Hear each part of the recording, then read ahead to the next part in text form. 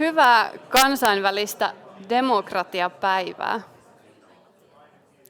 Haluan sanoa vielä uudestaan, jotta kaikki kuulevat, että hyvää kansainvälistä demokratiapäivää teille kaikille ja meille kaikille.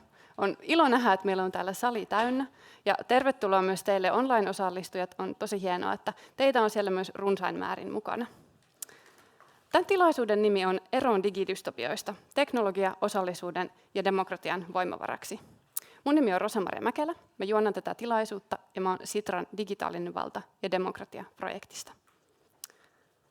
Tänään me pohditaan sitä, kuinka teknologia voisi mahdollistaa rakentavan julkisen keskustelun käymistä. Viime aikoina aika monia tuntuu huolettaneen se, kuinka tämä meidän julkinen keskustelu polarisoituu tunnepohjaisesti ja kuinka ihmiset jakautuu eri leireihin. Mistä me voitaisiin löytää vaihtoehtoisia tapoja käydä julkista keskustelua? Ja millaisia mahdollisuuksia meillä olisi keskustella tavalla, joka tukisi demokratiaa ja osallistumista? Nyt mä haluaisin kutsua lavalle mun kanssa Sitran uuden yliasiamiehen Atte Jääskeläisen sekä demokratia- ja osallisuusteeman johtajan Veera Heinosen. Annetaanko heille vielä aplodit?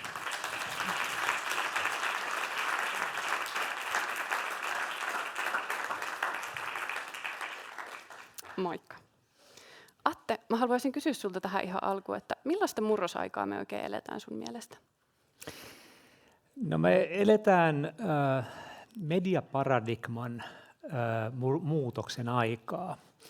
Ja se on sillä lailla aika merkityksellistä, että jos me ajatellaan niin kuin demokratian historiaa oikein pitkässä kaaressa, niin demokratiahan on oikeastaan syntynyt mediaparadigman muutoksen seurauksena.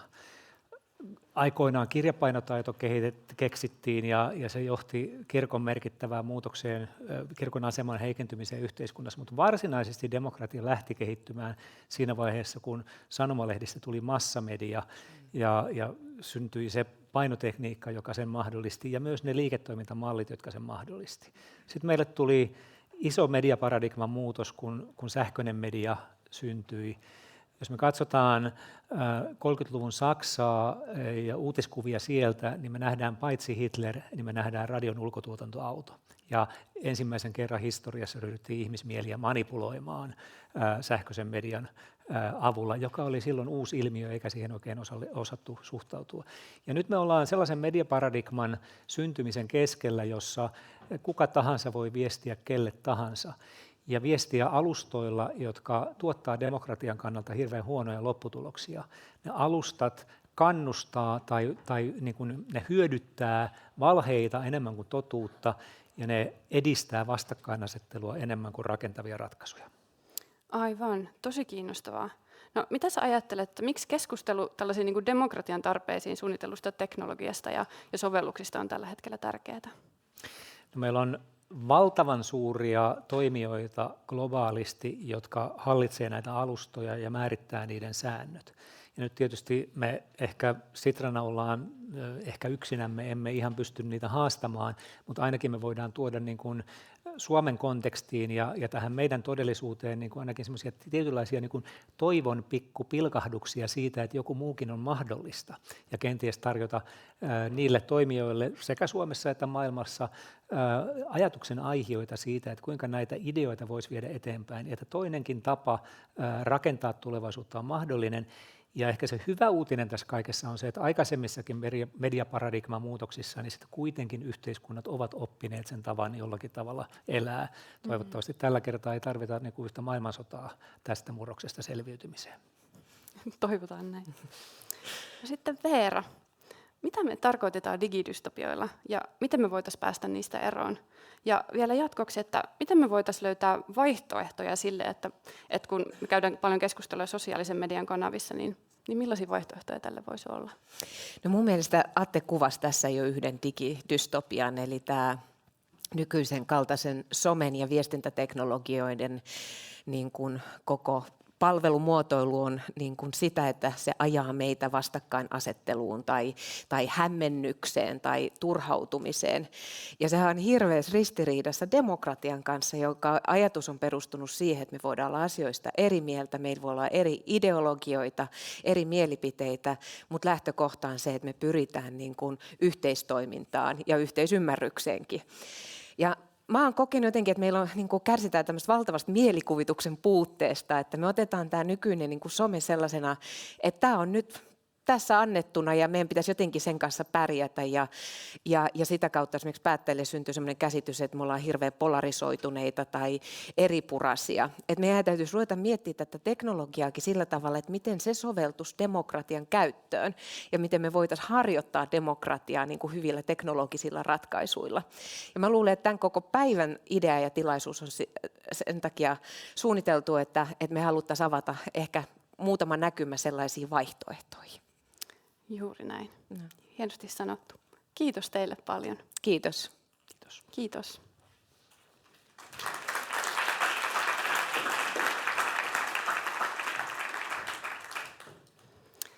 Käydään sitten seuraavaksi tämän tilaisuuden kulkua yhteisesti läpi. Tämän jälkeen Sitran Hannu-Pekka Ikäheimo tulee kertoa siitä, kuinka teknologia voidaan konkreettisemmalla tavalla valjastaa demokratian ja osallistumisen voimavaraksi. Ja sitten Hannu-Pekan puheenvuoron jälkeen meillä on ilo saada tänne paikalle online-linjojen kautta Taiwanin digiministeri. Ja hän on viime aikoina tullut tunnetuksi maailmalla siitä, että hän on digitaalisen demokratian edelläkävijä. Ja Time-lehti hänet ihan vastikään nimesi maailman 100 nimekkäimmän tai tällaisen vaikutusvaltaisimman tekoälyn parissa toimivan henkilön joukkoon. Hän valottaa meille erityisesti sitä, kuinka Taiwanissa on hyödynnetty teknologiaa kansalaisten kanssa käytävään vuoropuheluun haastavissakin kysymyksissä. Ja me ollaan ilmoittautumisen yhteydessä pyydetty teiltä, hyvä yleisö, kysymyksiä, joita sitten me voitaisiin esittää ministeri Tangille, kun hän liittyy meidän seuraan tuolta linjojen välityksellä etänä. Me ollaan otettu nämä kysymykset huomioon, kun mä esitän niistä muutaman ihan alkuun. Ja ministeri Tangin kanssa käytyä keskustelua seuraa sitten parikeskustelu otsikolla Mitä päättäjät voivat tehdä, jotta teknologia tukisi demokratiaa ja osallisuutta. Keskustelijoita tässä on data- ja kyberasioihin vahvasti perehtyneet kansanedustajat Timo Harakka ja Jarno Limnell. Ja moderaattorina tässä keskustelussa on Veera. Ja aivan lopuksi me saadaan kuulla siitä, että millainen demokratiateknologinen innovaatio Suomessa lähtee kokeiluun aivan näillä näppäimillä. Sitran Joonas Leppänen ja Sanna-Kaisa Saloranta kertoo meille siitä, kuinka POLIS-keskustelualusta tuodaan Suomeen kokeiluun. Ja säkin pääset tänään sitä kokeilemaan. Ja aivan sitten lopuksi, kun tämä tilaisuus tässä auditoriossa on ohi, niin meille koittaa juhlahetki, koska Demokratiadrinkit-konsepti täyttää 1 vuoden. Ja meillä on ilo saada tänne, ja Demokratiadrinkeillekin saada mukaan Alice Stolmeyer, joka on tämän konseptin kehittäjä. Kannattaa jäädä siis lopuksi nostamaan malja. Mutta seuraavaksi mä haluaisin kutsua tänne Hannu-Pekan.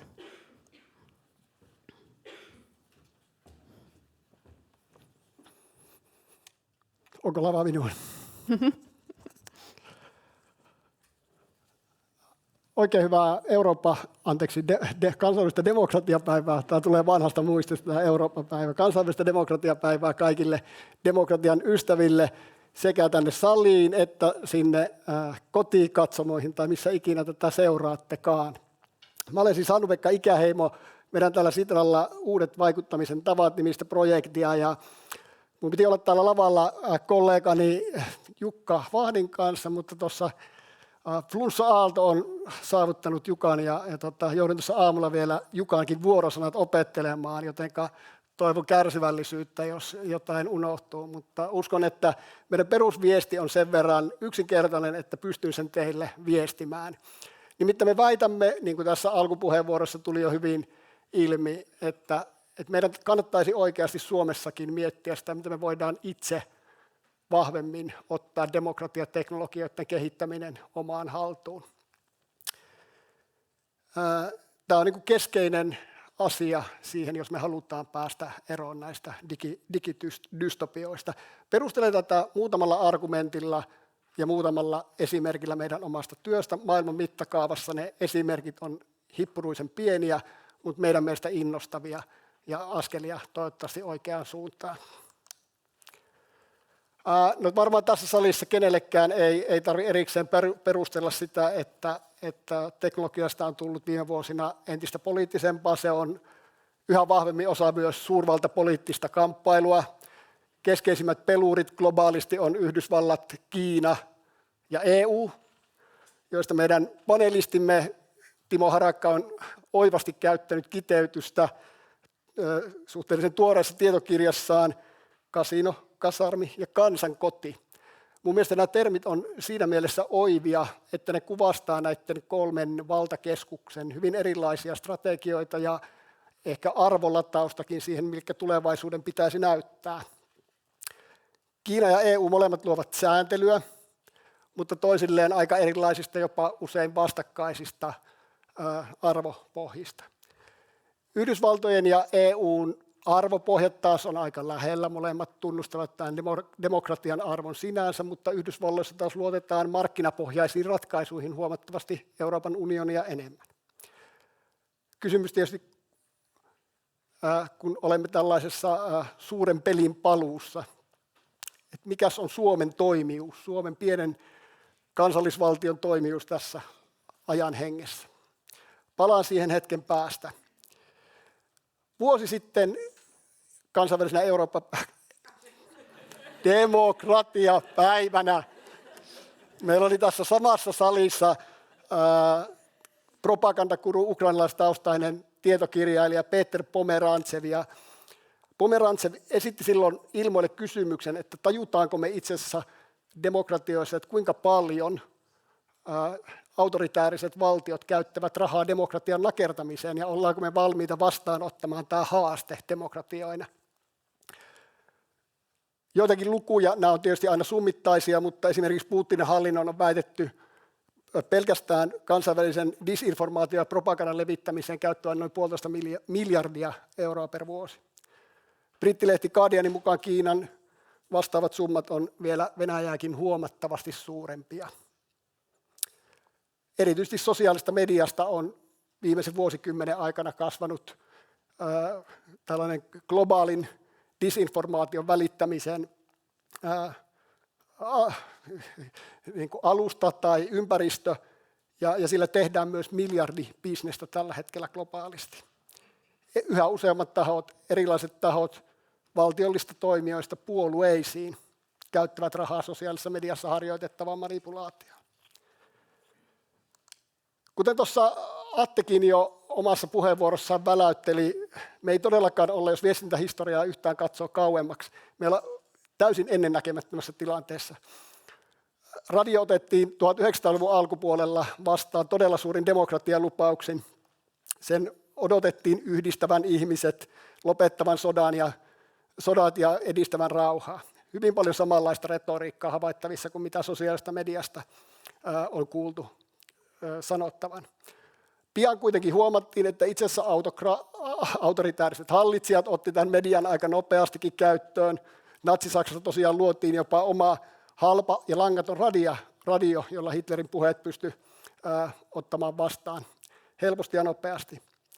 Yhdysvalloissa taas tämä kaupallisen median alkuvaihe oli todellisen niin kuin törkyjournalismin aikakautta, eli siellä tavallaan yliläikkyminen tapahtui niiden markkinoiden kautta. Ja tämä kyseinen herra on haluttu nostaa tähän John Wright mukaan, koska John Wright kumppaneineen alkoi etsiä vaihtoehtoa Britanniassa. Hän visioi julkisen palvelun radiota, joka olisi veronmaksajien rahoittama, mutta valtiosta riippumaton.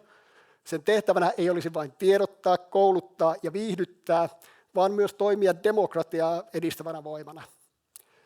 No, tästä Wrightin visiosta kasvoi BBC, yksi maailman ensimmäisistä julkisen palvelun yleisradioyhtiöistä ja Britannian demokratian yksi keskeisistä tukijaloista.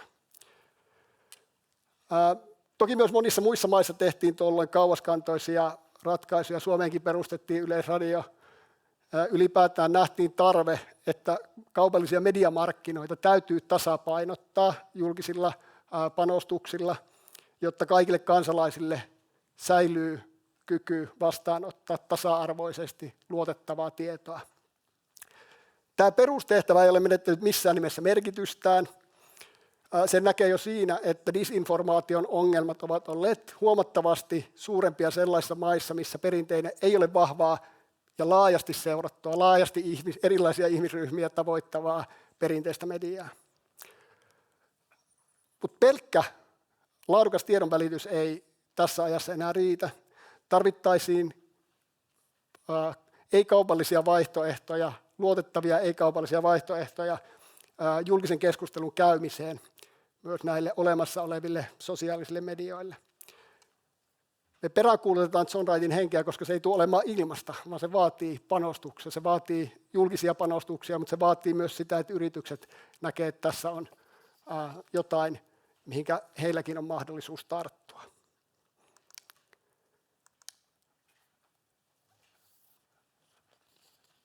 Viime vuosina tällainen termi kuin demokratiateknologiat, Demtech eri muunnoksineen, on ruvennut vakiinnuttamaan asemaansa. Tiedetään, että Suomessa tämä ei ole vielä tuttu termi, ainakaan alustavien keskustelujen mukaan juuri mikään suomalainen yritys ei tunnista itseään tämän demokratiateknologia-yritys alta, mutta vakiintumista kertoo jotain jo se, että alalle on syntynyt jo edunajaja Brysseliin, Association Civic Tech Europe. Pieni toimija vielä, mutta tälle demokratiateknologioiden toimialalle ennustetaan kuitenkin merkittävää kasvua. Tällä hetkellä puhutaan noin muutamien 10 miljoonien liikevaihdosta Euroopan alueella, mutta tämän odotetaan moninkertaistuvan nyt tulevien vuosien aikana. Ja toki me uskotaan, että Suomi on insinöörivetoinen maa, ja meillä voisi olla tähän paljon annettavaa. Meillä on hyvä pohja GDPR:stä, jota me voidaan hyödyntää siihen, että me luodaan aidosti eettiselle pohjalle ja ihmisten yksityisyyttä kunnioittavia teknologioita meidän julkisiin kanssakäymisiin. Me uskotaan, että erilaiselle demokratiateknologialle on jatkossa paljon kysyntää sen takia, että kansallisvaltiot eri puolilla Eurooppaa, eri puolilla maailmaa on kiihtymään tahtiin ottaneet edustuksellista demokratiaa tukemaan erilaisia suoran ja osallistuvan demokratian muotoja. Yksinomaan Ranskassa osallistuvaa budjetointia harjoitetaan tällä hetkellä yli 150 paikkakunnalla. Meistä suomalaisista yli puolet on vieraillut jossakin vaiheessa tai käynyt antamassa äänen jollekin kansalaisaloitteista. Et se vaan kuvastaa, että tämä liikehdintä jatkuu ja tutkimukset myös osoittaa, että ihmiset haluavat näitä suoran ja osallistuvan demokratian muotoja lisää. Sitten muutama esimerkki siitä, että mitenkä me ei uskota todellakaan Sitrassa, että teknologia yksinomaan näitä ongelmia tulee ratkaisemaan. Me tarvitaan sekä kasvokkain kohtaamisiin uusia menetelmiä. Me tarvitaan varmasti kaikkia hyvää hallintoa ja muuta tähän rinnalle, mutta teknologia on nykypäivänä tärkeä, jos me halutaan tavoittaa massoja rakentavalla tavalla. Yksi itse asiassa varhaisimpia suomalaisia demokratia-innovaatioita on meidän vaalikoneet. Ensimmäinen taisi olla 95 Ylellä. Ja viime eduskuntavaalien alla tarkistan, noin puolet äänioikeutuista käytti vähintään yhtä vaalikonetta ennen vaaliuurnille menoaan.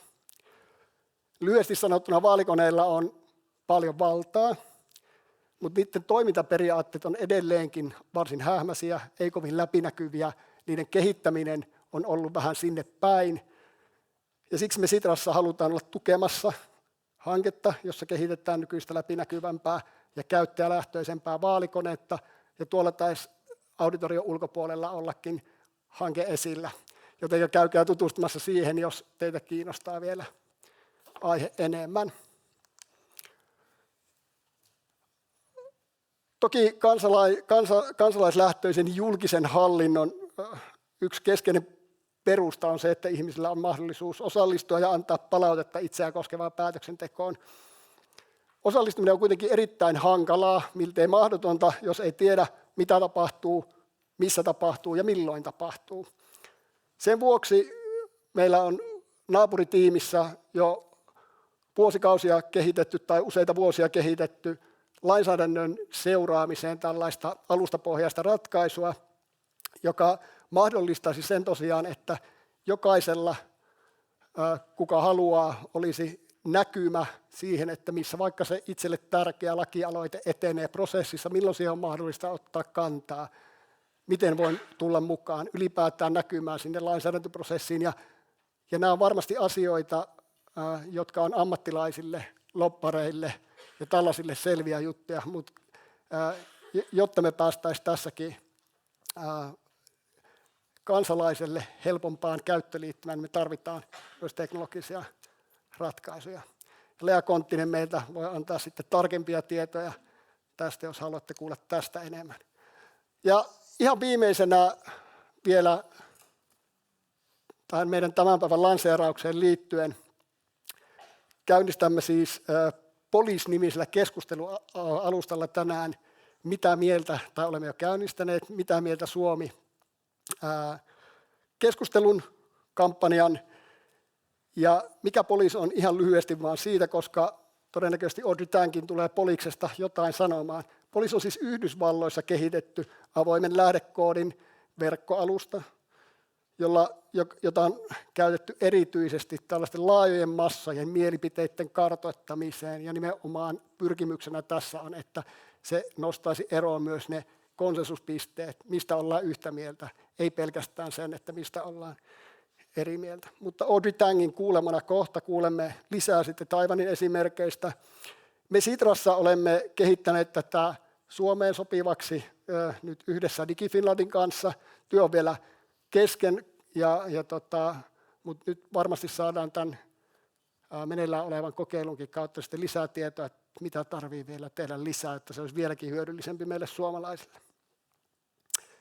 Mutta arvon kuulijat, tässä lyhyesti, ja kollega kertoo tästä sitten myöhemmin lisää, päästään ihan hetken päästä sitten Audrey Tang ääneen. Kiitos. Kiitos Hannu-Pekka.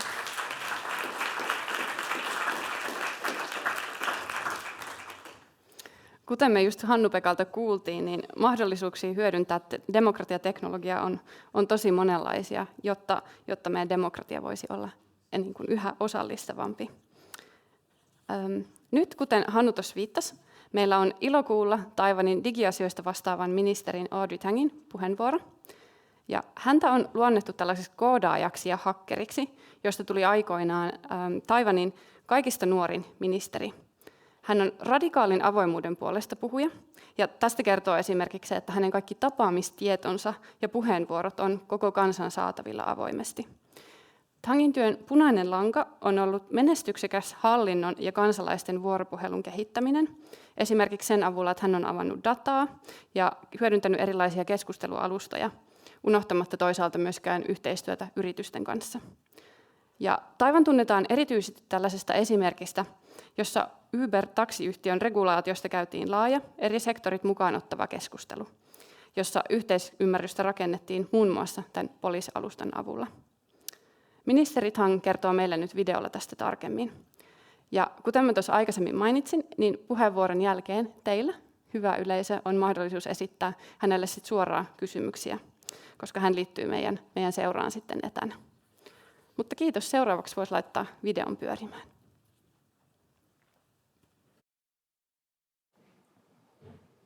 Good local time, everyone. My name is Audrey Tang. I'm Taiwan's digital minister and chair of the National Institute of Cybersecurity.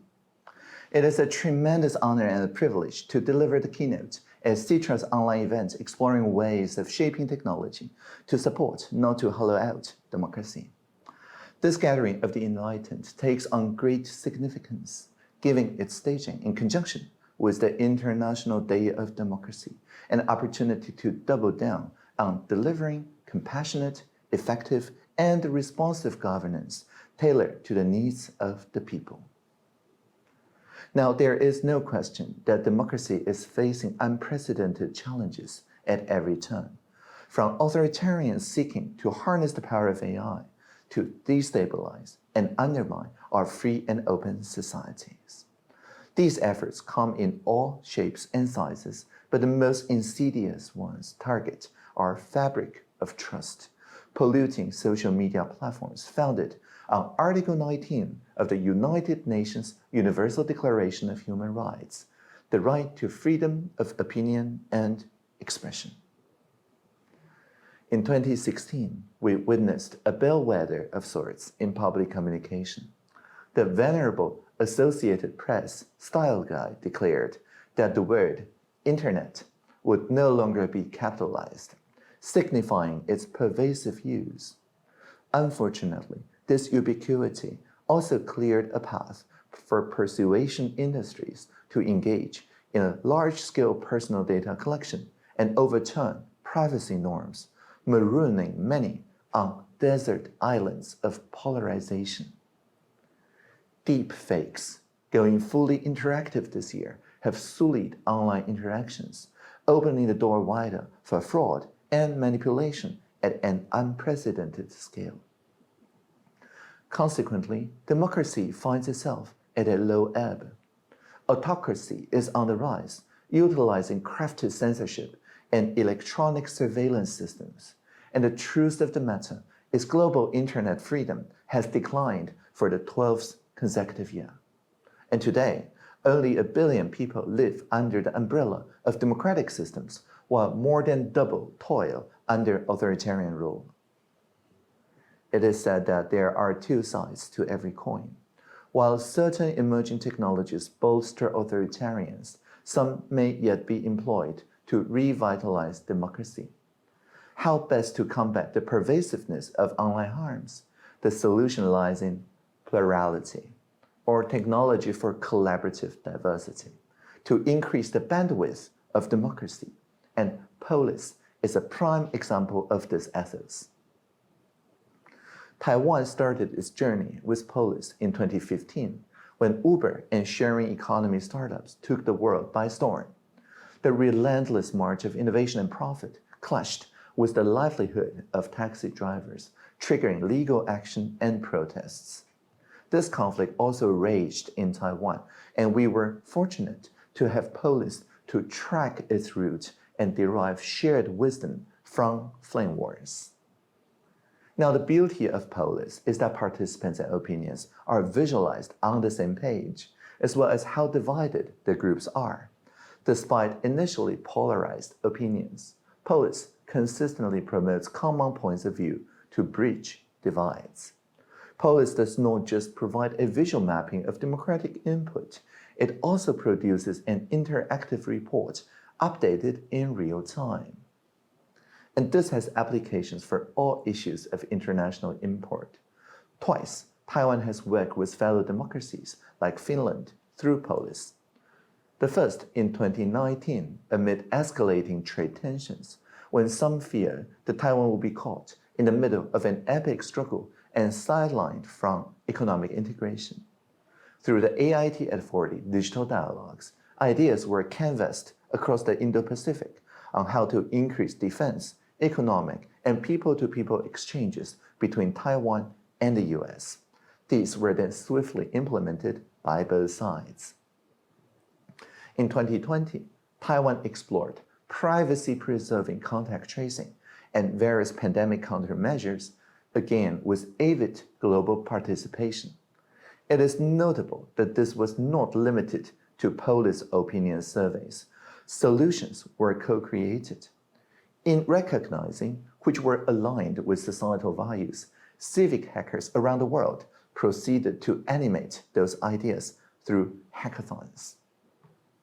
Now this year, Taiwan is taking Polis to a whole new level. In response to the rapid popularization of AI, the Ministry of Digital Affairs has joined the Collective Intelligence Project to launch alignment assemblies. Other partners include OpenAI, Anthropic, the GovLab, and Getting Plurality Research Network. The goal is to give the people a chance to contribute to the safe and sustainable development of AI, as well as identify and mitigate risks caused by this emerging technology. Throughout July, we co-created with the people through Polis, exploring topics on democratizing AI futures and setting the agenda for face-to-face deliberative workshops in August and September.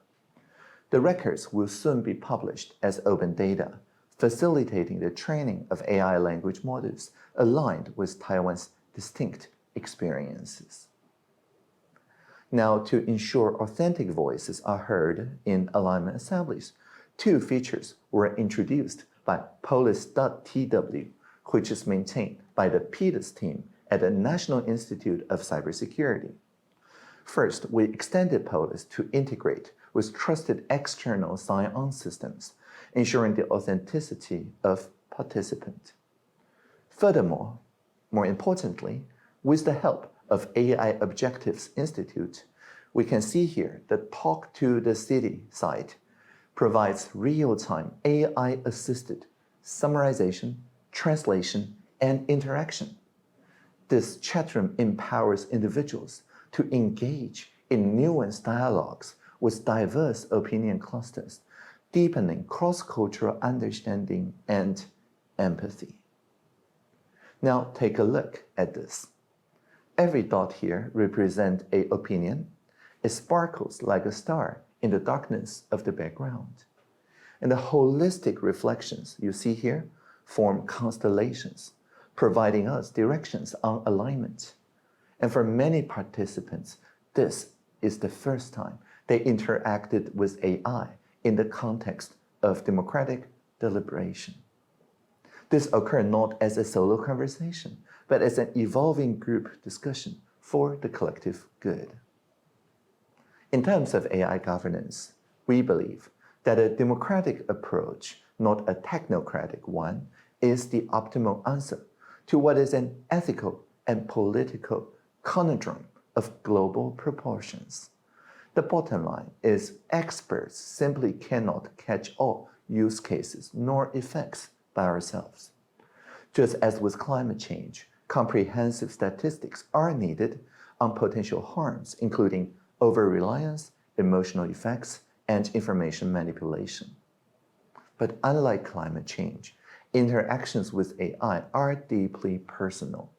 All indicators must be shared in a thoroughly privacy-preserving manner.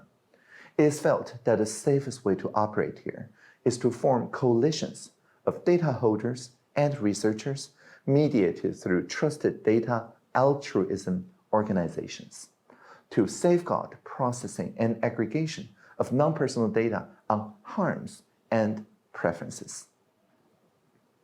Thanks to zero-knowledge proofs, privacy-enhancing technologies, and a GDPR-compliant version of Polis pioneered by Citra, worldwide alignment assemblies are well within reach.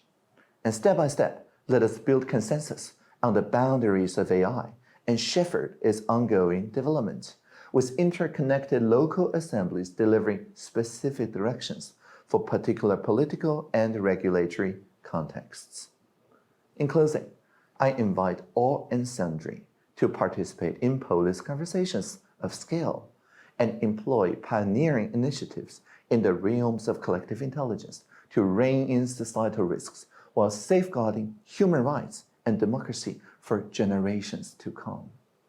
By drawing on the collaboration, curiosity, courage, and vision of the people, we can chart a deliberative and sustainable course for global governance and free the future together. Blessings for your attention and time, and congratulations to Citra for this exciting event. Live long and prosper.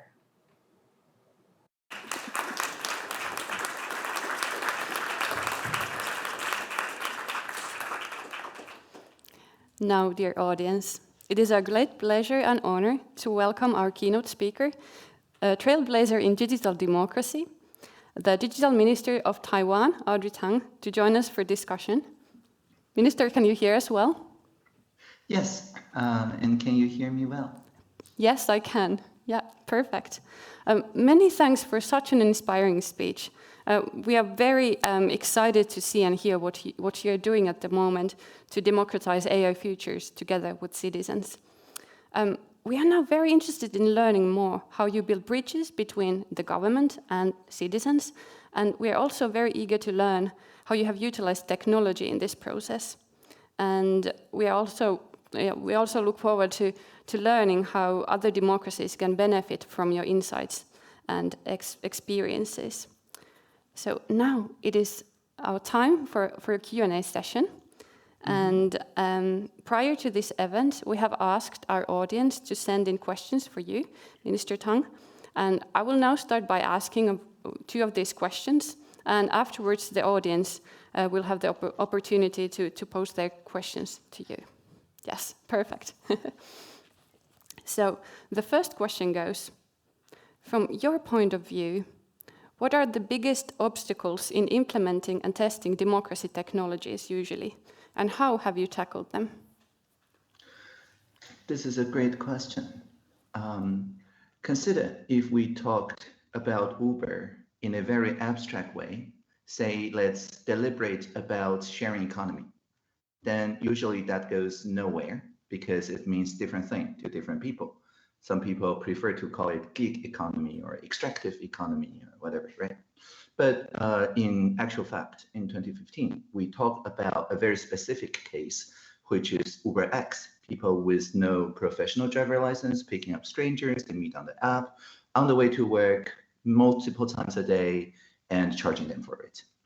So whenever there is a specific case that links people's first-hand experiences, it creates the conditions for overlapping consensus. So issue selection and clarification is key because the wicked problem do not lend to easy solutions. Only by linking the wicked problem into something all the participants can feel that their first-hand experience connects to, can we actually do a collective intelligence exercise that converges.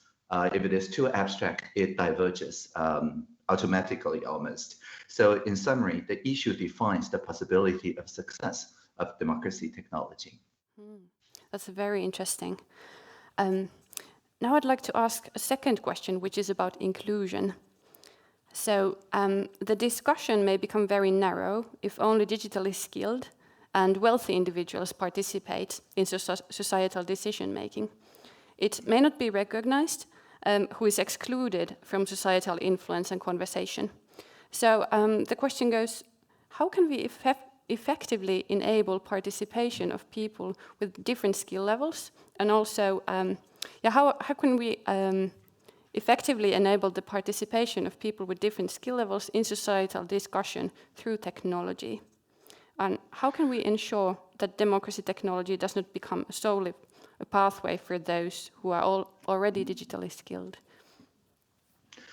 In addition to making sure that broadband is a human right in Taiwan, and that the basic and lifelong education contains competence, that's to say participatory capabilities, not just literacy, which is consuming ways. The idea here is to build upon the broadband as human right and competence so that people closest to the pain engage the democratic technologists on their own terms. This is to say, if they prefer, their community prefer a face-to-face deliberation setting, then we bring the conversation to them. If the people already gathers in some way that's recognized as legitimate by a community, it's we, the ministers and the administrators, that go to them. If they're too far away, we send a small team and then use real-time live streaming, as we're doing now, to connect the experiences together. But all in all, as we have seen in the development on AI and many emerging technologies, if we do not intentionally make the technology fit the people's norms of conversation, it almost automatically excludes people who do not have the kind of a habit of interacting with technology in the specified way. So in the long term, I believe the education system itself is of greatest importance.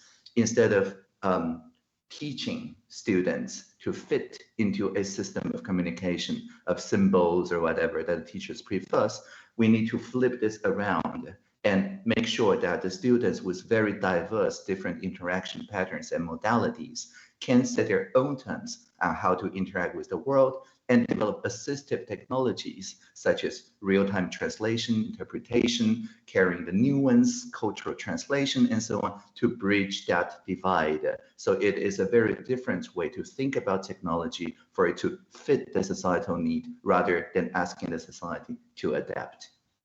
Wow, exactly. Yeah. Thank you very much. Now, dear audience, I'll give the floor to you. So if you have questions, there's already one. You can go ahead. Dear Mr. Tang, I don't know if you can see me or just hear me, but it's such an honor to meet a fellow techie, and I say this in the most respectful way. I'm the founder, my name is Alice Stolmeyer, I'm the founder and executive director of an NGO called Defend Democracy. And on my recent visit to Taiwan, I had the pleasure to have some very inspiring meetings with civil society. Now, one of them even described me as a hacker, which I took as a big compliment. So just to make clear, I really love tech. But, being a philosopher of technology by education and a defender of democracy, like you and many others, I'm very concerned about the bigger picture of how digital and technological transitions are impacting our societies. Especially if we allow the big tech firms to design and deploy new technologies without even the most basic of safety features. Now, Minister Tang, my question is, let's say, good tech still outweighing bad tech? And if so, how can we make sure it stays that way? For example, how can we make sure that, that we align the technologies, the policies that are regulating technology? Thank you. Yeah, well, I can talk about for this idea for like 2 hours, but we have 2 minutes. Long story short, I believe that the goodness of technology is judged by how much it frees the future. That is to say, it should not foreclose future possibilities.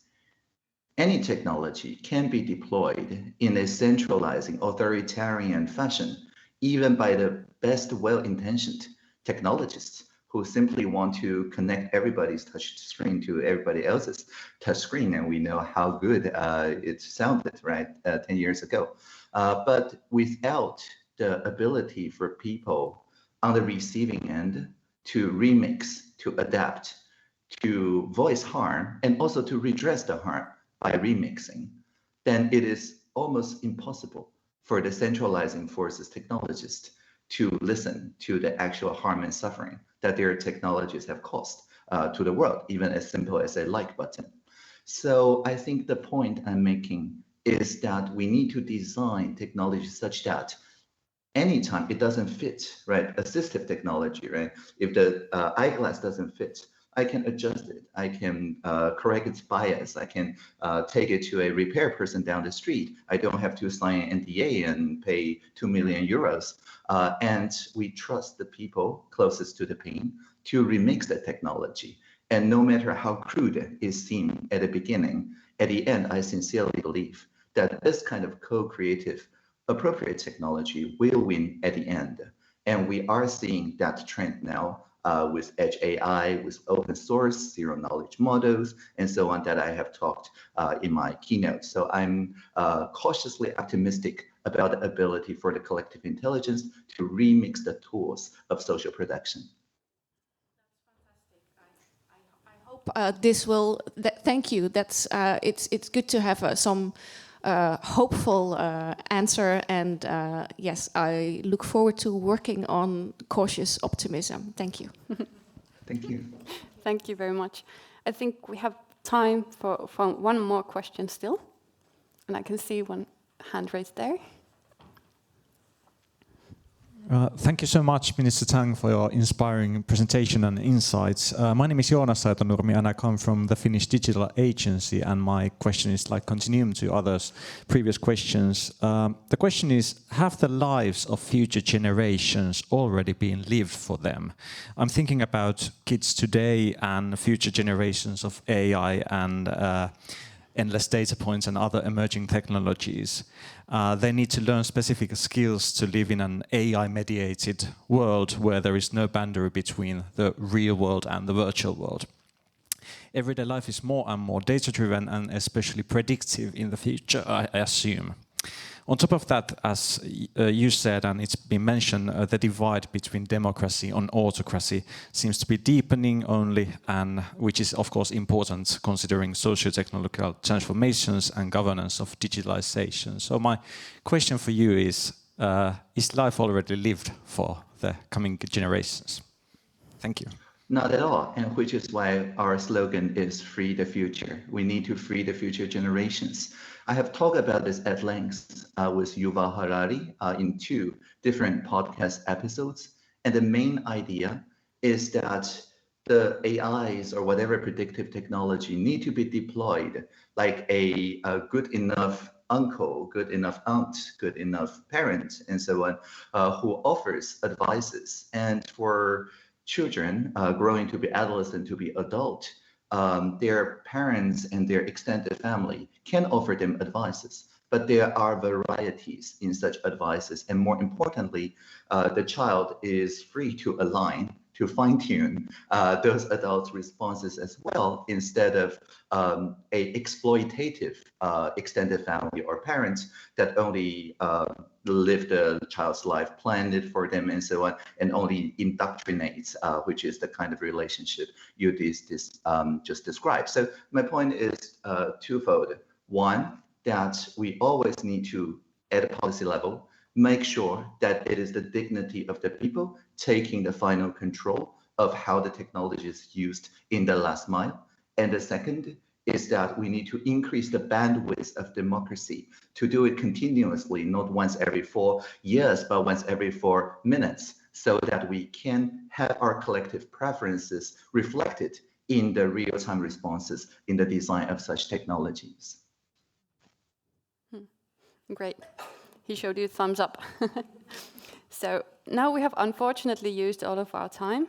So let's give a big applause to our insightful keynote speaker. Thank you. Live long and prosper. Thank you. Thank you very much. And live long and prosper. I wanted to say that to you as well. And greetings to Taiwan. Seuraavaksi on aika kutsua lavalle kansanedustajat Timo Harakka ja Jarno Limnell sekä Veera keskustelemaan siitä, että miten teknologiaa voidaan hyödyntää demokratian uudistamisessa Suomessa. Tosi hienoa, että olette täällä meidän kanssa. Tervetuloa. Kiitos paljon. Ole hyvä.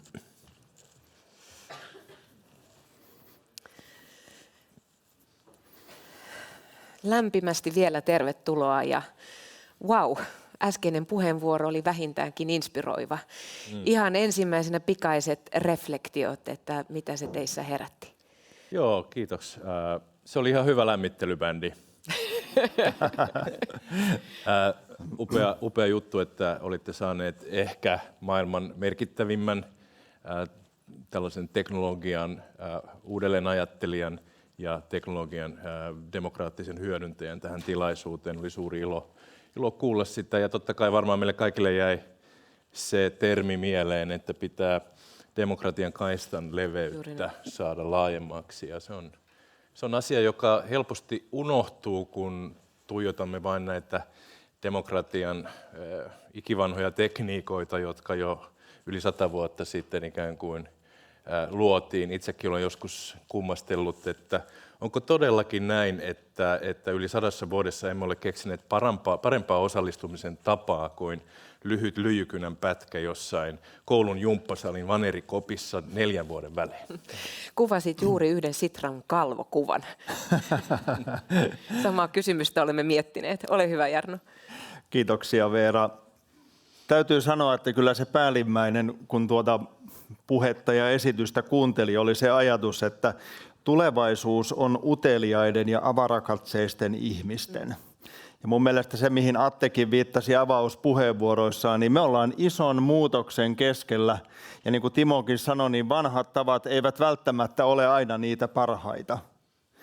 Ja minä kun tykkään lukea paljon sitaatteja ja referaatteja, niin mun yksi tämmöinen sitaatti tulee roomalaiselta filosofilta ja valtiomieheltä kuin Seneca, joka aikanaan totesi, että ihmiset voidaan jakaa 2 ryhmään. Niihin, jotka kulkee edellä ja saa jotain aikaan, ja niihin, jotka kulkee jäljessä ja arvostelevat. Ja nyt mä en puhu hallitus-oppositiopolitiikasta, vaan mä puhun tästä ajasta teknologian eteenpäin viemisestä ja uteliaisuudesta ja nimenomaan avarakatseisuudesta. Kiitoksia. Tosiaan vielä en tuossa alkuinnostuksessa hoksannut sanoa, että meillä on suuri ilo, että me ollaan saatu 2 kansanedustajaa paikalle tässä kesken syyskauden kiireisimpien hetkien ja vielä 2 sellaista, jotka ovat molemmat tahoillaan perehtyneet teknologiaan, digitalisaatioon, datatalouteen ja myös niiden vaikutuksiin demokratioihin. Ja tämä on harvoin semmoinen sanapari, joka me kuullaan julkisessa keskustelussa tai ylipäätänsä tämmöisenä politiikkapuheena, että miten tämä meihin yhteiskuntana ja ihmisinä oikeasti vaikuttaa.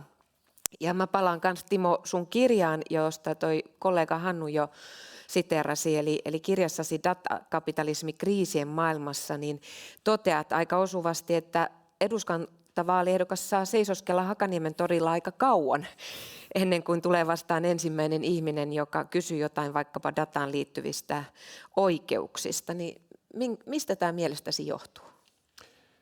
Kiitos kysymyksestä. Siinä on oikeastaan niin kuin hyvät ja huonot puolensa. Tietenkin niin, että keskustelu siitä, että mitkä on teknologian yhteiskunnalliset ja vaikutukset myös yhdenvertaisuuteen, tasa-arvoon ja ikään kuin kansalaisyhteiskunnan etuihin, niin on aika ohutta ja olematonta. Se on vähän sääli. Meillä on sellainen toisaalta ihan positiivinen insinöörikansan ote asioihin, että me ajatellaan aina, että teknologinen edistys on hyvä asia. Me olemme esimerkiksi maailman mobiilidatan käytössä ja älypuhelimien käytössä aivan ylivoimaisia. Sekin välillä aina unohtuu. Ei muualla maailmassa ollenkaan olla näin teknologisesti edistyneitä ja halukkaita ottamaan ensimmäisenä käyttöön uusia asioita. Mutta se toinen puoli on se, että meiltä jää keskustelematta sitten erilaiset vaihtoehdot ja myöskin se, että miten paremmin voisi asioita tehdä. Hyvä puoli tässä kuitenkin on se, että kun hallitus vaihtuu, niin meillä kuitenkin linja pysyy. Meillä on esimerkiksi liikenne- ja viestintäministeriössä ja nyttemmin sitten digitoimistossa ja siinä ministeriryhmässä, joka yli siilorajojen nyt sitten vie eteenpäin digitaalisuutta ja datataloutta, joka viime kaudella perustettiin, niin edellytykset kyllä toteuttaa sellaisia koordinoivia ja kaukokatseisia tapoja hyödyntää teknologiaa ja pitää kansalaisyhteiskunta mukana.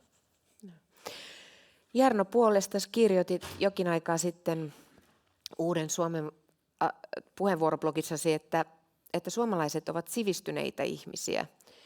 Ja sivistyneesti toimimalla me suojaamme omaa vapauttamme niiltä, jotka sitä uhkaavat. Sivistyksen suojeleminen tarkoittaa demokraattisten arvojen ja avoimen yhteiskuntamme suojelemista.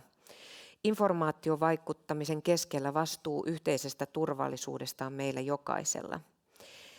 Millä tavoilla mielestäsi tämä digitalisaatio ja uudenmuotoinen datatalous niin haastaa tämmöistä suomalaista sivistystä? No kyllä se haastaa, mutta lähdetään taas sitaatista liikkeelle, jos sallitte. Niin kuin Snellman totesi aikanaan, että sivistyksessä on pienen kansan turva.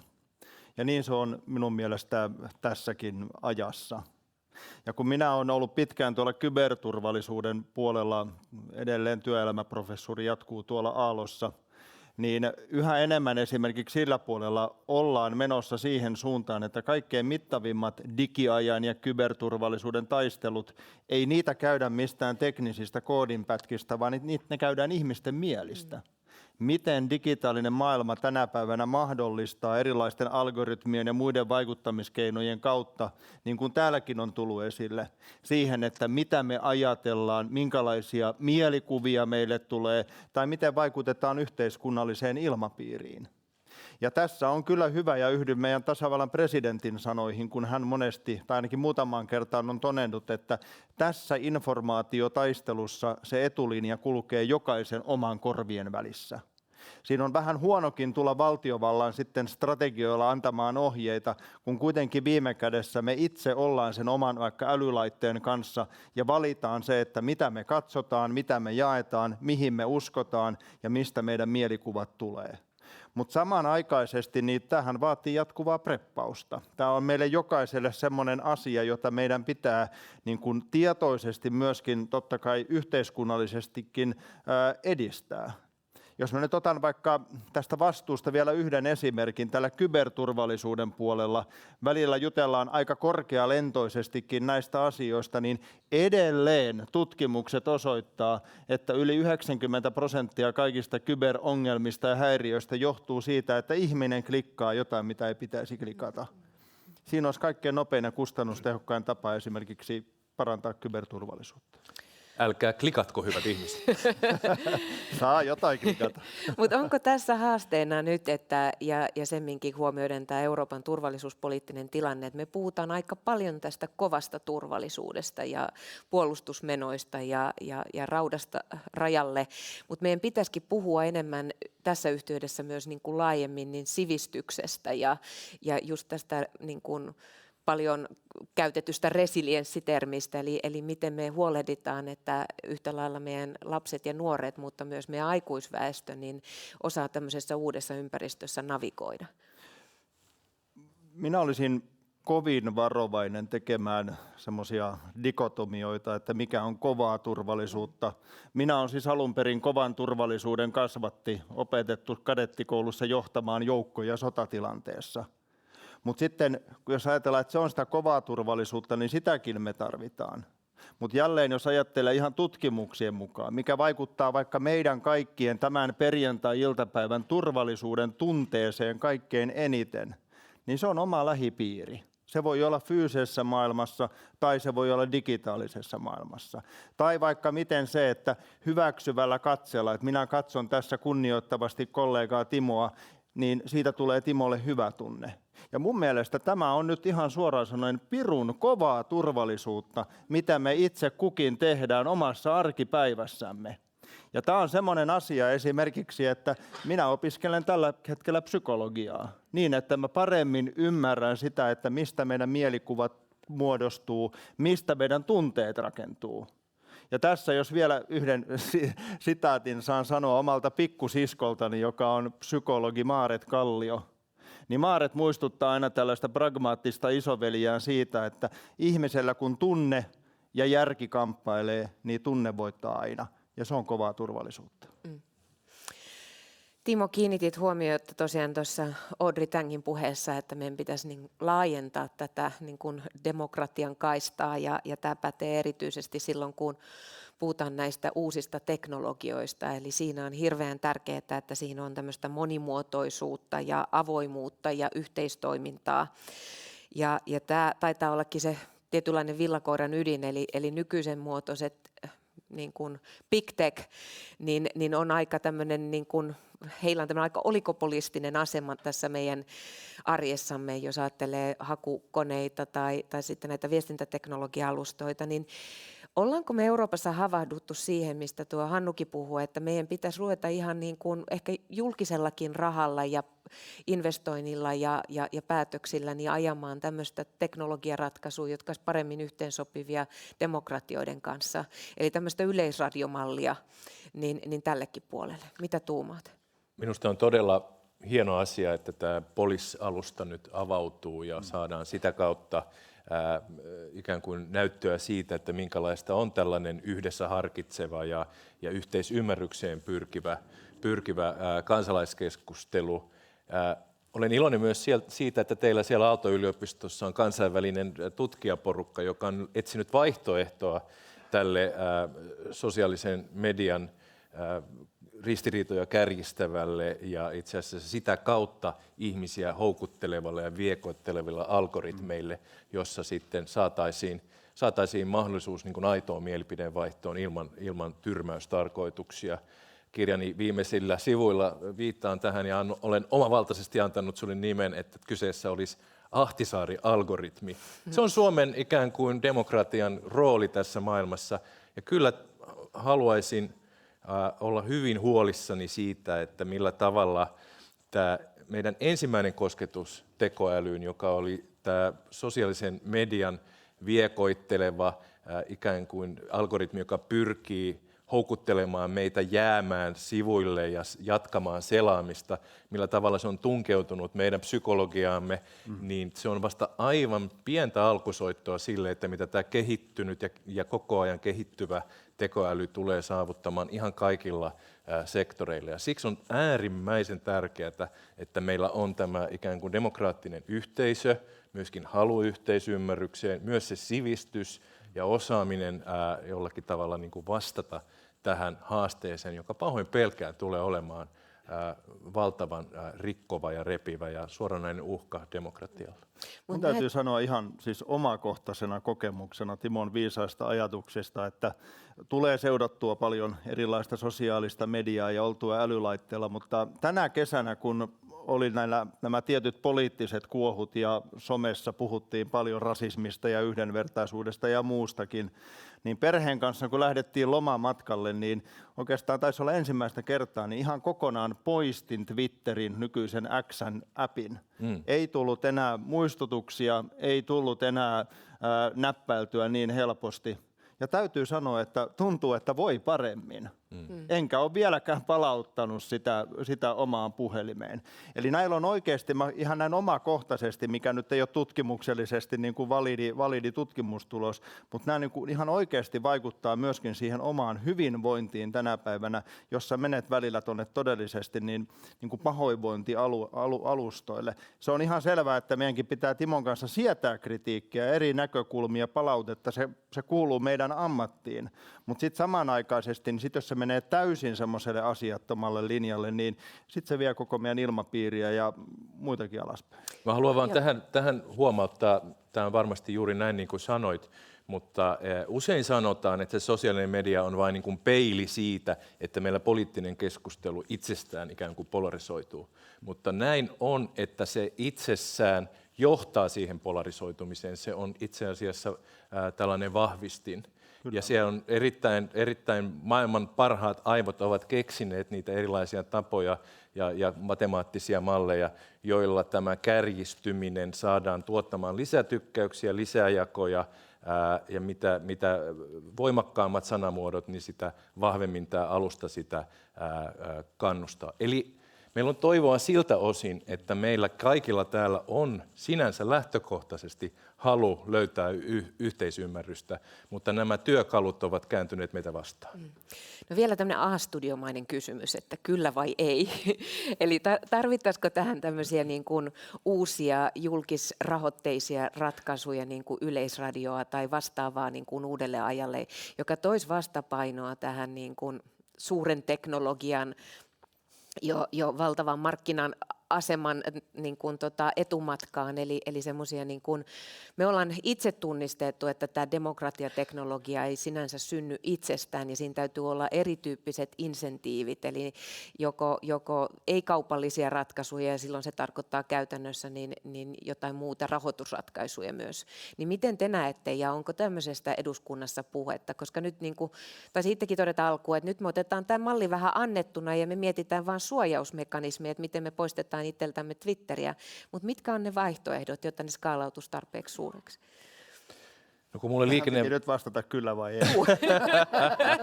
Tämän pitkän johdon jälkeen, tarvitsemmeko julkisrahoitteisia ratkaisuja?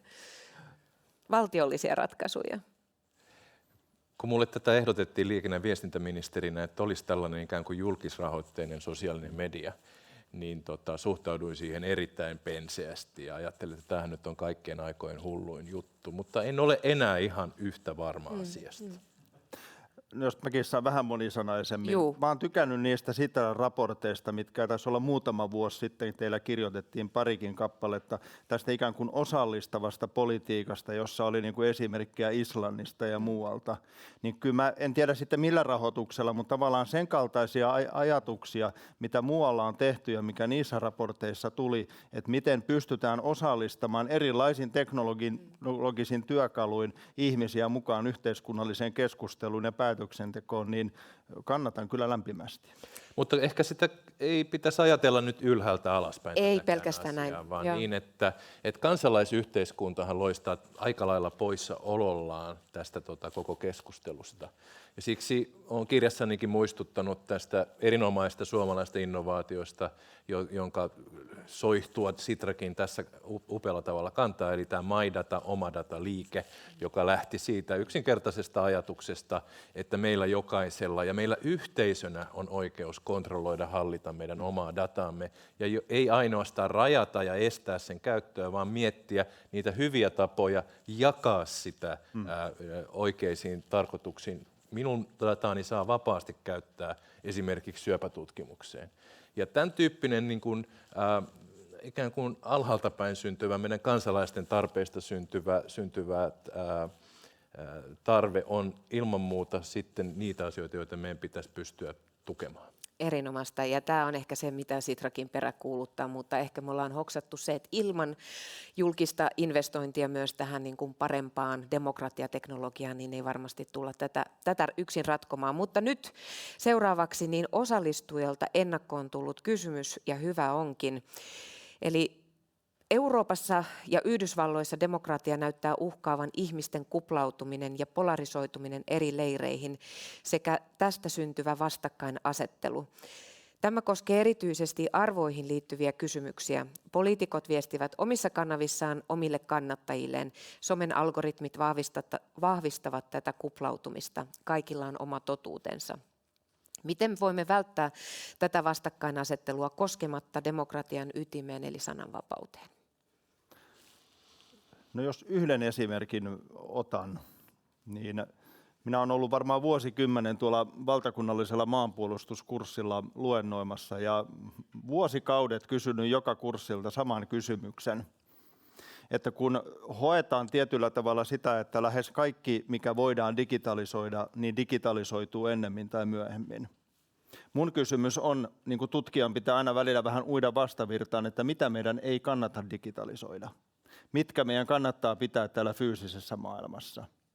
Äänestäminen ainakin tässä hetkessä on mun mielestä hyvä esimerkki. Sitten on puhuttu johtamisesta, saunasta, rakkaudesta, jopa valkoviiniä on ollut, että sitä ei saa digitalisoida. Mutta mä oon kyllä huomannut sen, että siis en mitenkään väheksy mitään digitaalisia teknologisia työvälineitä, mutta yksi keino on kyllä se, että fyysisesti aina ajoittain kokoonnutaan ja ollaan fyysisesti läsnä. Olisihan tämäkin tilaisuus, niin kuin varmasti jokainen meistä tietää, ihan erilainen, jos me oltaisiin nyt omien ruutujen takana. Ja sitten vielä yritettäisiin vähän multitaskata siinä jotain samanaikaisesti. Kun nyt joudutaan ja päästään olemaan yhä enemmän niin kuin fyysisesti läsnä. Ja välillä tuntuu, että siellä Twitterissä ne tietyt möyhöjät, jos ne ei ole trolleja, niin sitten kun sä otat vaikka niihin yhteyttä tai näet ja keskustelet, niin se on ihan toisenlainen tilanne. Kyllä mä sanoisin, että yksi ratkaisu on se, että meidän ei kannata kaikkea tätä keskustelua myöskään viedä kokonaan sinne verkkoon, vaan myöskin pitää huolta siitä, että tämmöinen ihan oikea fyysinen kanssakäyminen niin pysyy jatkossakin. Ehkä Timolle vielä jatkoksi, että miten sä näet myös päättäjien vastuun? Ja Jarno saa kommentoida myös myöhemmin vielä, mutta että tämä kuplautuminen ja vastakkainasettelu entisestään kärjistyisi. Niin, mielestäni tämä varsinainen kanssakäyminen, niin kuin sanoit, henkilöinä ei ole yhtään sen aggressiivisempaa kuin mitä se on ollut vaikkapa 100 vuotta sitten. Ehkä pikemminkin päinvastoin. Eli että tämä media, sosiaalinen media ja koko tämä digitaalinen ympäristö tuottaa, ja kuten sanoin, suorastaan manipuloi tätä vastakkainasettelua sieltäkin, missä sitä ei alun alkaen ehkä ollut, koska on aivan selvää, että on olemassa tutkimuksia siitä, että tällainen tuohtuminen ja ääriajattelu ja ristiriidat ovat juuri niitä tekijöitä, jotka pitävät ihmiset siellä sivustolla. Ja tätä täysin häikäilemättä käytetään. Ja nyt kun siis tekoäly saa meistä yhä yksityiskohtaisempaa tietoa ja osaa niitä yhdistellä tavalla tai toisella, niin jokaisesta meistä löytyy se nappi, jota painamalla tai nuppi, jota kääntämällä meidät saadaan ikään kuin manipuloitua tähän ehkäpä tavoitteittemme vastaiseen niin kuin maailmaan ja toimintaan, joka ei varmastikaan yhteistä hyvää edistä. Kun olen tämän dystopian kertonut, niin utopiahan on tietenkin se, että me löydämme ne keinot päättäjinä, jossa tämä manipulatiivisuus on juuri se ominaisuus, jota pystytään kieltämään tai säätämään. Ja itse asiassa Eurooppahan on tässä asiassa edellä Yhdysvaltoja, kuten on itse asiassa myöskin ollut tässä yksityisyyslainsäädännössä.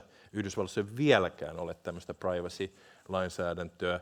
Ja tämä tekoälyasetus, joka on nyt juuri neuvottelussa Euroopan instituutioiden välillä, on lupaava esimerkki siitä, että on oivallettu tästä sosiaalisen median ensimmäisestä kauhuhetkestä siitä, että niitä lupausten vastaisesti ajateltiin, että kaikki saavat äänen, kaikki pääsevät puhumaan, on kiva yhdistää ihmisiä, niin ollaankin jouduttu tilanteeseen, jossa nuorten mielenterveys järkkyy, lasten seksuaalisointi lisääntyy ja monet muut ikävät ilmiöt.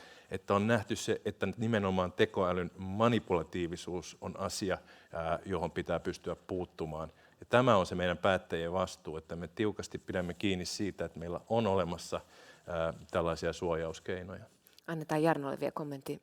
Ehdottomasti tämä on päättäjien vastuu, mutta on meillä, Timo, kyllä iso vastuu myöskin siinä, että millaisina esimerkkeinä me itse toimimme. Mä itse luotan tosi vahvasti, ehkä se tulee sieltä kadettikoulun johtamisopeista sitten alun perin, mutta siis esimerkin voimaan.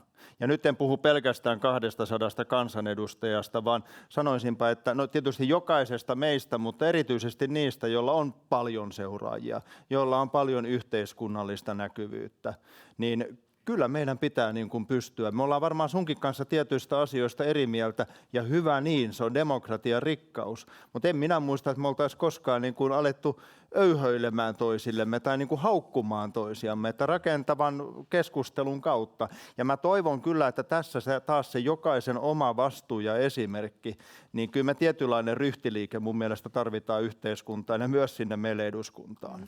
Ja onhan tämä aito riski, että Yhdysvalloissa me ollaan nähty, että miten tämä somessa vastakkainasettelu on realisoitunut todelliseen maailmaan, muun muassa kongressin valtausyrityksenä, nyt yhtenä äärimmäisenä esimerkkinä.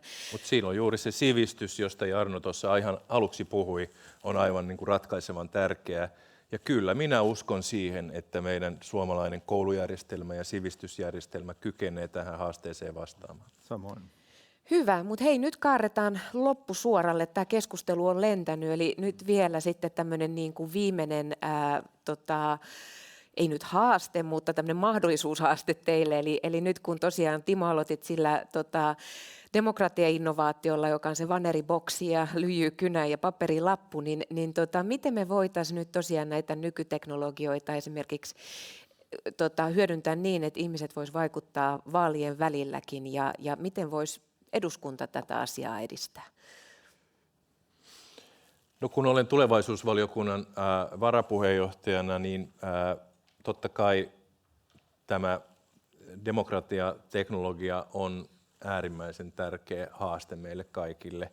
Ja kaikki ne ikään kuin deliberatiiviset, eli yhteistä harkintaa mahdollistavat työkalut pitäisi ottaa käyttöön. Mutta se haaste tulee usein siitä, että meillä on ikään kuin tietoa, meillä on käsitystä niin kuin ihmisten toiveista ja tarpeista, mutta kuinka ne kohtaa sen hallinnollisen arjen, kuinka ne kohtaa sen päätöksenteon ja vaikuttavat sitten siihen. Että se, mitä olisi tehnyt mieli kysyä tietysti Audrey Tangilta, on se, että miten hypätään siitä tiedosta, että kansalaiset haluavat toimia Uberin kanssa näin, niin siihen tilanteeseen, että se viedään sikäläisen työ- ja elinkeinoviraston virkamiesten niin kuin, toimitettavaksi niin kuin laiksi asti.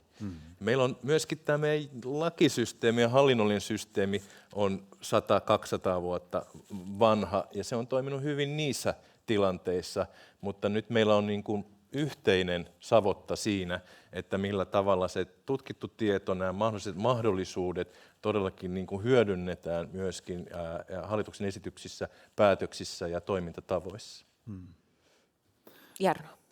Mä luulen, että täyttä vastausta me ei ole vielä ihan keksitty kukaan meistä tuohon sinun kysymykseen ja niitä työkaluja me tarvitaan. Ehkä mä palaan siihen, mitä sanottiin aluksi, että me tarvitaan uteliaisuutta ja ennakkoluulottomuutta myöskin tänne poliittiseen päätöksentekoon sen keskustelun työkaluihin. Ihan niin kuin tässä digiministeri aikaisemmin erittäin hyvin puhui. Ja sitten kun Timo sanoi aluksi, että kauan saa seistä Hakaniemen torilla ennen kuin äänestäjä tulee kysymään tai ihminen tulee kysymään teknologiasta, niin kyllä mä melkein sanoisin, että eduskunnassa on vähän sama juttu. Ei siellä oikeasti tunnu, että teknologia-asiat on mitenkään semmoinen asia, mikä vielä kovin paljon innostaa. Niin ehkä semmoinen tietyllä tavalla myöskin niin kuin positiivisen teknologiapöhinän luominen. Ja nyt en puhu siitä insinöörikielestä, vaan nimenomaan tästä arjen kielestä, arjen kokemuksista ja mitä me voidaan tehdä.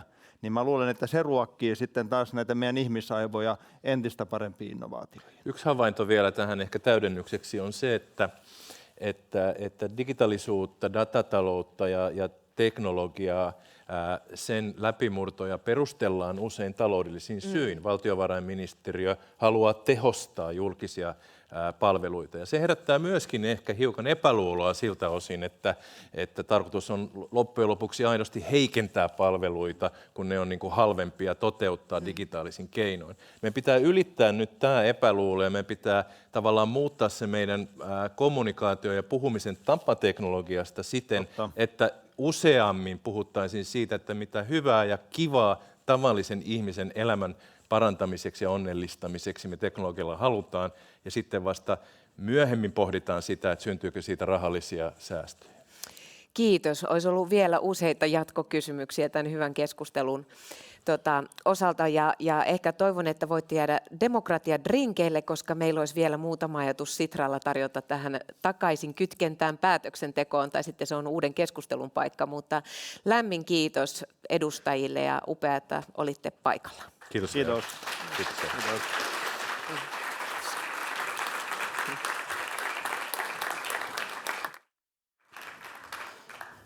Vautsit, olipa hieno keskustelu. Minuun erityisesti resonoi toi positiivinen tech-pöhinä, teknologiapöhinä ja kuinka tunteet on kovaa turvallisuutta. Ja sitten olisi ollut kiinnostavaa kuulla vielä Ahtisaari-algoritmistakin lisää. Toivottavasti jatketaan keskusteluja vielä demokratiadrinkeillä. Nyt, hyvä yleisö, on teidän vuoro ja aika valmistautua digidemokratia-innovaation kokeiluun. Tänään on käynnistynyt suuri, koko Suomen kattava poliisikeskustelu. Ja tämä poliisialusta on vasta Suomeen tuotu ja Eurooppaan tuotu väline, jossa tosiaan keskustelua voidaan käydä rakentavasti. Ja tavoitteena meillä on tehdä Suomessa tästä poliisikeskustelusta maailmanennätys. Joten Sitran Joonas Leppänen ja Sanna-Kaisa Saloranta, olkaa hyvät, te tuutte kertoa meille lisää Poliksesta. Yes, kiitos Roosis. Meillä on siis hieman taustaa tälle poliisikeskustelulle, että miten Sitrassa ollaan lähdetty tähän mukaan, niin me ollaan tehty tämmöinen selvitys siitä, että minkälaisia osallistujia suomalaiset on ja miten haluttaisiin osallistua. Me tiedetään, että meillä on valtavasti ihmisiä, jotka haluaa osallistua päätöksentekoon, mutta ei välttämättä tiedä miten tai missä vaiheessa voi osallistua. Sitten me tiedetään myös se, että kansalaiset haluaa osallistua digitaalisesti, mutta päätöksentekijät taas preferoivat tämmöisiä kasvokkaisia tapaamisia. Tässä voi ehkä ajatella niin, että se syy, miksi päättäjät preferoi kasvokkaisia tapaamisia, on se, että digitaalinen osallistumisen tapa, joka on heille tuttu, hän on sosiaalinen media, missä sitten kaikki kommentit ja keskustelut räjähtää semmoiseksi vastakkainasetteluksi, mistä mitään ei saa oikein selville. Ja samallahan ne algoritmit, kuten me ollaan kuultu tänään, niin on myös sellaisia, jotka itse asiassa vaan kiihdyttää sitä erimielisyyttä ja hajannusta. Niin meillä on nyt ajatus se, tai se pohja sille, että miten me ollaan päädytty tähän POLIS-alustan tuomiseen Suomeen, on nimenomaan se, että voitaisiinko tuoda sellainen keskustelualusta, joka itse asiassa korostaa yhteisymmärrystä, ja kuten me kuultiin ministeri Tangilta, niin heillä tämä ainakin on ollut menestyksekäs tie. Ollaan tuotu tämä Suomeen DigiFinlandin kanssa yhteistyössä, ja tällä hetkellä tätä on käytössä sekä valtion tasolla että hyvinvointialueiden tasolla. Jatkossa toivottavasti tämä aukeaa ihan kaikille ja voidaan sitten käyttää mihin keskusteluihin tahansa. Alusta on hirveän simppeli. Siinä osallistutaan keskusteluun kahdella tavalla. Siellä on luotu pohjalle erilaisia väitteitä, josta ensinnäkin voidaan äänestää olemalla samaa mieltä, eri mieltä tai ohittamalla se väite. Sitten jos väite ei kuvaa sitä asiantilaa tarpeeksi hyvin, niin sitten voi myös luoda oman väitteen sinne pohjalle, jotta se keskustelu sitten vie eteenpäin. Ja tämä on myös se tarkoitus tässä on se, että kun luodaan omia väitteitä sinne, niin sitten se on keskustelijoiden vallassa se, että mihin suuntaan se keskustelu viedään, ja myös taas tällöin pysyy se ikään kuin demokratiassa ehkä yksi tärkeimpiä vallan muotoja, eli se agendan asettamisen valta keskustelijoilla tai kansalaisilla. Se hyöty, mikä tässä tulee, on se, että siinä missä tämä sosiaalisen median algoritmi niin jakaa ja korostaa sitten yleensä tämmöisiä jakavia väitteitä, niin tässä voidaan ehkä ajatella, että tämä algoritmi on kasvanut aikuiseksi ja se itse asiassa alkaa tuomaan ihmisiä lähemmäs toisiaan, ja tässä ei ole mitään hyötyä esimerkiksi trollaamisesta, koska tässä ei ole mahdollisuutta kommentoida suoraan muiden väitteitä, jolloin se ikään kuin yksityinen mielihyvä, mikä siitä olisi voinut tulla, niin on täysin poistettu tässä. Se, mikä tämä meille antaa, on se, että se tuottaa meistä tämmöisiä mielipideryhmiä, eli käytännössä se tuottaa ryhmiä sillä perusteella, miten ihmiset on vastannut eri väitteisiin yksilöllisellä tavalla, ja siitä me pystytään näkemään, missä ihmiset itse asiassa on lähekkäämpi toisiaan. Eli käytännössä voidaan ajatella, että se sosiaalinen median keskustelu, joka on repivää ja vaikuttaisi olemaan sellainen, että missä ihmiset on vaan jakautunut kahteen leiriin, niin POLIS-alusta itse asiassa näyttää tuon välikön tuossa, missä ihmiset on lähellä, nähdään ne väitteet ja argumentit, missä voidaan löytää tämmöisiä pienimpiä yhteisiä nimittäjiä, ja sen kautta itse asiassa löytää ratkaisuja myös vaikeimpiin aiheisiin. Toinen tämmöinen näkymä, mikä tämä tuottaa meille, on se, että ottaa tämmöisen konsensusjanan. Eli tässä, mitä me nähdään, tässä on yhden keskustelun kaikki väitteet, jotka on laitettu janalle sillä perusteella, miten me ollaan samanmielisiä tai erimielisiä eri väitteistä. Eli käytännössä tuossa, missä näkyy paljon väitteitä, niin ihmiset on äänestänyt samalla tavalla, eli on ollut joko paljon samaa mieltä väitteen kanssa tai eri mieltä sen väitteen kanssa. Ja toisella puolella on sitten lähempä tätä täyttä polarisaatiota, eli tämmöinen 50-50 jako, missä sitten missä nähdään, että se on jakava kysymys. Se, mitä kaikki keskustelut, joita ollaan käyty tällä alustalla, on itse asiassa näyttänyt, on sen, että me ollaan valtaosista asioista ollaan samanmielisiä. Eli se tuottaa melkein aina tämmöisen siis konsensusjana, missä on hyvin paljon samanmielisyyttä siinä yhdellä puolella, ja ne kohdat, missä ollaan erimielisiä, niin ne tulee sitten tuonne toiselle puolelle. Voidaan ehkä ajatella tällainen organisaatiokehityksen näkökulmasta, että tuossa, missä on paljon samanmielisyyttä, on ne asiat, joista voidaan edetä paljon nopeammin, ja sitten toisella puolella on ne, jotka sitä edellyttää ehkä enemmän jatkokeskusteluja. Mutta tämä on itse asiassa tämä POLIS-alustan toiminta, ja me ollaan myös haluttu sitten kokeilla ja kutsua kaikki suomalaiset mukaan tähän keskusteluun, ja Sanni itse asiassa avataan ehkä mielenkiintoisemman osuuden tästä. Kiitos Joonas. No niin, on tullut se aika. Kansainvälisenä demokratiapäivänä, kun me valjastetaan demokratiateknologia Suomessa ensimmäisen kerran kaikkien suomalaisten käyttöön ja kokeiltavaksi. Tämä kampanja Mitä mieltä Suomi on tänään avautunut. Se on ottanut hirmuisen startin jo alkuun. meidätkin yllättänyt. Ja tästä lähdetään liikkeelle. Seuraavat 4 viikkoa se on jokaisen suomalaisen kokeiltavissa. Aiheena tässä Mitä mieltä Suomi-kampanjassa on niinkin pieni kuin tulevaisuuden parempi Suomi. Meillä on tosiaan Suomen hallitus, joka on luonut vision vahvasta ja välittävästä Suomesta hallitusohjelmassaan. Ja nyt me halutaan kuulla kansalaisten mielipiteitä tästä samasta aiheesta. Ja nyt on tosiaan se hetki, että voidaan osallistaa koko Suomi mukaan. Eli tähän voidaan lähteä laajalla jakelulla mukaan. Ja hyvä yleisö, tästä päivästä lähtien 4 viikkoa keskustelualusta on auki. Mä toistan vielä, tähän voi osallistua anonyymisti.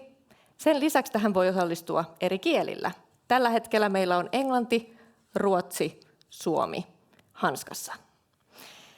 Sitten tämän jälkeen, kun olet mennyt alustalle, antanut mielipiteesi, pystyt lisäämään keskusteluun väitteen, joka lähtee sinne rullaamaan muiden äänestettäväksi. Tämän jälkeen tulet näkemään myös, miten se sun oma mielipide vertautuu näihin mielipideryhmiin, joka on siis aivan uudenlaista tietoa meille kaikille. Tämmöinen somekamppis meiltä lähtee pyörimään. Tuutte toivottavasti siihen tässä 4 viikon aikana törmäämään. Ja Polis-alustalla keskustelun alkuun lisätään aina niin sanottuja siemenväitteitä. Se keskustelu on laitettu aluille täältä Sitrasta. Ja ihan läpinäkyvyyden nimissä me ollaan otettu näitä väitteitä sinne kansalaisaloitteista ja hallitusohjelmasta. Ja keskustelu on jo versonut ja kovasti käynnistä ollut ihan siitä, heräsin aamu 7, niin se oli jo kovasti käynnissä. Hyvä. Sen lisäisin, että me tullaan viemään nämä tulokset, kokeilun onnistuessa tullaan viemään tulokset puolueille ja ministeriöille. Ja nyt on se hetki, kun saatte itse ottaa luurit esiin. Tämä on digitaalinen osallistumisen tapa, kevyt sellainen. Nyt kuka vaan pystyy osallistumaan keskusteluun. Ja sun ei todella tarvitse pelätä, että siellä tulee hyökkäyksiä sun mielipidettä vastaan. Tänne kuka vaan rohkenee tulla. Tässä on QR-koodi. Sen voi ottaa talteen. Ottakaa muuten kuva. Laittakaa WhatsApp-ryhmiin, koska tähän on kutsuttu kaikki. Perheestä harrastusryhmiin. Ja mitä vaan keksitte. Tätä saa levittää. Oikein hyvää kansainvälistä demokratiapäivää kaikille.